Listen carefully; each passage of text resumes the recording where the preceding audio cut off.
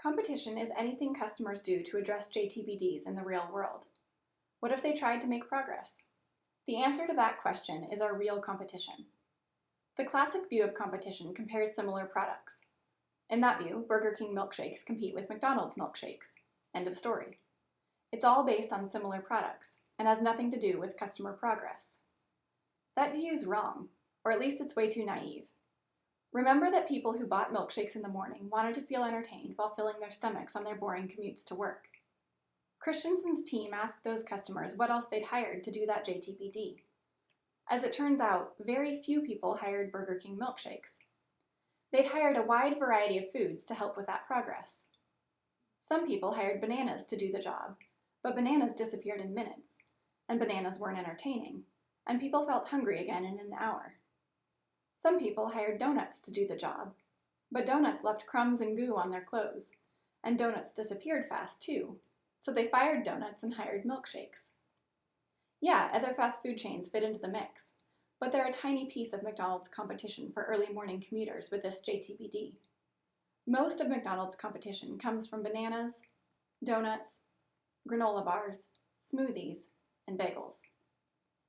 Let's revisit my cousin's online art classes. Stressed parents carve time out of their busy schedules to take art classes. It's a leisure activity, a form of self-care.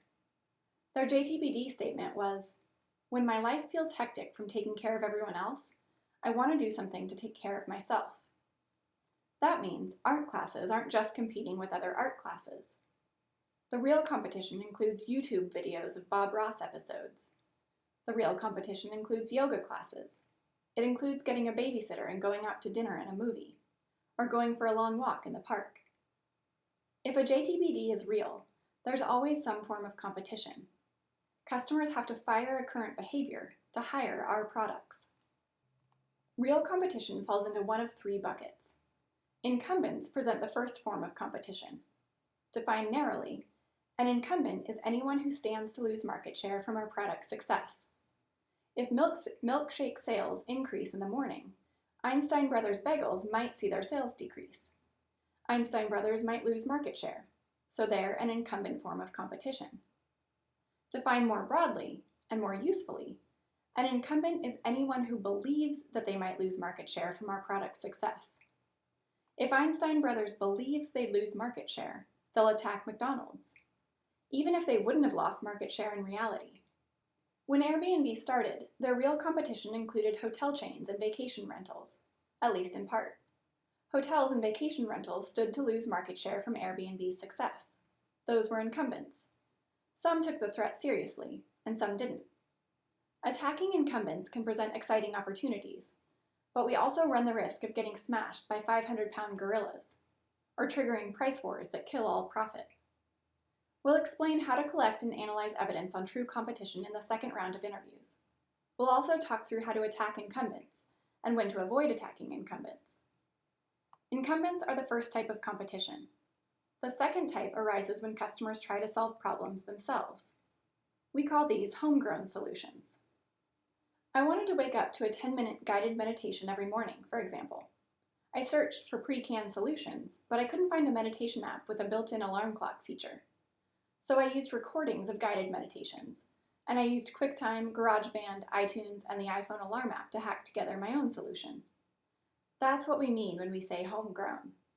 I would have paid cash for a product, but I couldn't find one, so I paid for a solution with my own time and skills.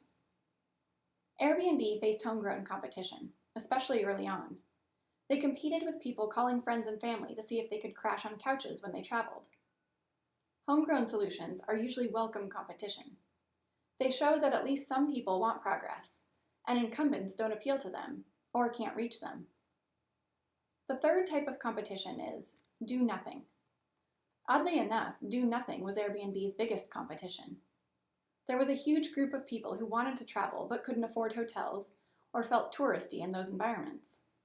And these people didn't know someone with a couch everywhere in the world where they might want to travel. They had JTBDs, but incumbents and homegrown solutions couldn't help, so they didn't travel. When faced with a real JTBD, they did nothing. We'll use all three of these competition types during the second round of interviews and analysis. we'll figure out how to target the real competition and attack it effectively. In the next video, we'll talk about how customers evaluate products relative to the real competition.